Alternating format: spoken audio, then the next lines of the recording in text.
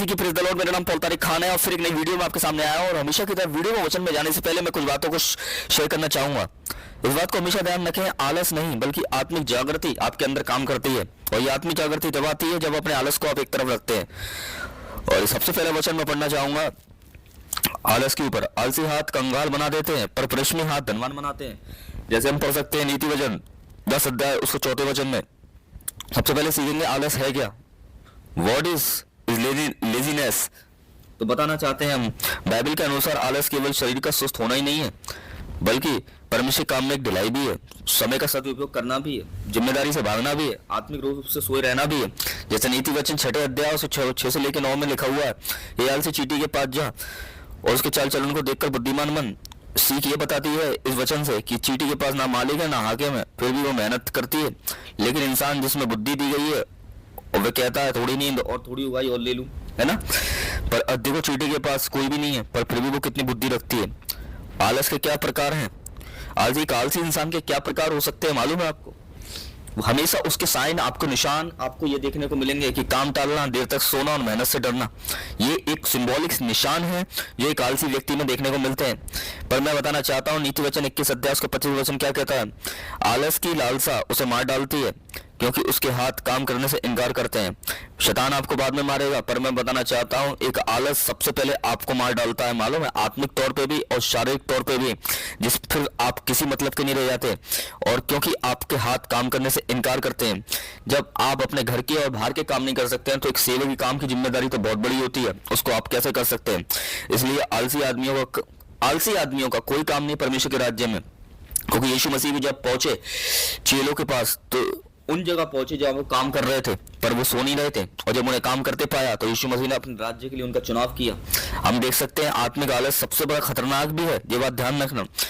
एक आलसी आदमी के सबसे बड़े निशान में और बता रहा हूं आपको, प्रार्थना में डलाई, बाइबल ना पढ़ना, पाप से समझौता और आत्मिक जागृति में सबसे बड़ी कमी। इस बात को हमेशा ध्यान रखिए। जैसे हम पढ़ सकते हैं मत्ती 26 अध्याय 41 वचन में, जागते रहो, प्रार्थना करो ताकि की परीक्षा में और पढ़ो। यीशु मसीह चेलों को जगाने आए पर चेले जगे नहीं, सो रहे थे। और यहाँ देख सकते हैं हम शिष्य सो रहे थे पर यीशु मसीह प्रार्थना कर रहे थे। और उनके आलस का क्या फल निकला, क्योंकि पतरस ने 3 बार इनकार किया। मानसिक आलस क्या होता है मालूम है आपको, दिमागी तौर पे सीखने से भागना, बहाने बनाना, मैं नहीं कर सकता। ये एक सिंबॉलिक निशान है एक आलसी आदमी के, कि एक आलसी आदमी इन बातों को निगलेक्ट करेगा और उनको क्यों सीरियस नहीं लेगा, क्योंकि उसका आलस इन बातों को सीरियस नहीं लेने देगा और हमेशा वो इन बातों को हल्के में ही लेगा। इसलिए वो मानसिक तौर पे भी क्या होता है, बुद्धिमान नहीं बनता है बल्कि मानसिक तौर पे आलसी जरूर बन जाता है। जैसे नीति वचन 22 अध्याय 13 वचन में कहते हैं, आलसी कहता है मैं बाहर सींग है, मैं सड़क पर मारा जाऊंगा। अभी उसने सींग देखा नहीं है पर वो अंदर से ही बोल दिया, उसने अंदाजा लगा लिया, क्योंकि उसका आलस बाहर तक जाने में भी उसके साथ मेहनत नहीं कर रहा है। क्योंकि आलस कभी मेहनत नहीं करता है, आलस हमेशा आलस पैदा करता है एक आदमी के अंदर, इस बात को ध्यान रखना। और आलस के परिणाम भी बड़े खतरनाक होते हैं, रिजल्ट ऑफ लेजीनेस। सही बता रहा हूं मैं, बाइबल कहती है आलस का अंत हमेशा नुकसान ही होता है, कोई फायदा नहीं होता। आत्मिक नुकसान क्या हो सकते हैं इसके मालूम है आपको। नीति वचन 24 अध्याय 3 लेके 34 वचन तक, आलसी खेत में झाड़ियां, टूटी दीवारें और गरीबी, ये सबसे बड़ा निशान है मालूम है नुकसान का। एक आलसी इंसान के घर में हमेशा टूटी दीवारें और उसके घर की हालत ऐसी क्यों मिलेगी, क्योंकि उसके आलस की वजह से। जब उसके घर की हालत ऐसी है तो उसके शरीर का जो घर है, जो शरीर एक घर है उसकी हालत कैसी होगी।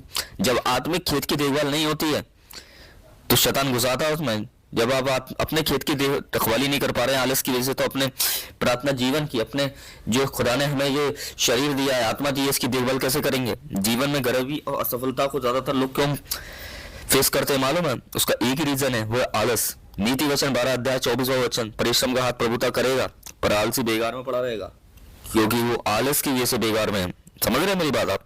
यीशु और आलस, किसको सुनना चाहोगे, किसका चुनाव करना चाहोगे। मत्ती 25 अध्याय 26 वचन, यीशु ने कहा हे दुष्ट आलसी दास। वो समझ रहा था यीशु देर में आएगा, है ना, और वो कह रहा सोनो, पर देखो यीशु आ गया, है ना।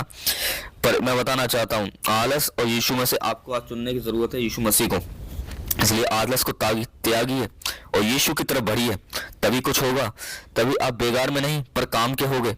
समझ रहे हो आप। आपके साथ पाप का समझौता नहीं होगा, यीशु के साथ समझौता होगा। समझ रहे हो आप। पाप के दास नहीं होगे, आलस के दास नहीं होगे, प्रभु के दास होगे, है ना। तो वह आलसी कहलाएगा, इस बात को ध्यान रखना। पर जो प्रभु का दास होगा वो आलसी नहीं, वो एक परिश्रम और मेहनती और एक आत्मिक जन कहलाएगा। सीख हमें क्या सिखाती है इस पूरे सरमन से? जो परमेश्वर ने दिया है अगर उसका उपयोग नहीं किया गया तो वह एक आलस भी है। इस बात को ध्यान रखिए। ये सीख हमें ये सिखाती है परमेश्वर को कैसे लोग पसंद हैं। ये भी बात क्वालिटी भी देखो।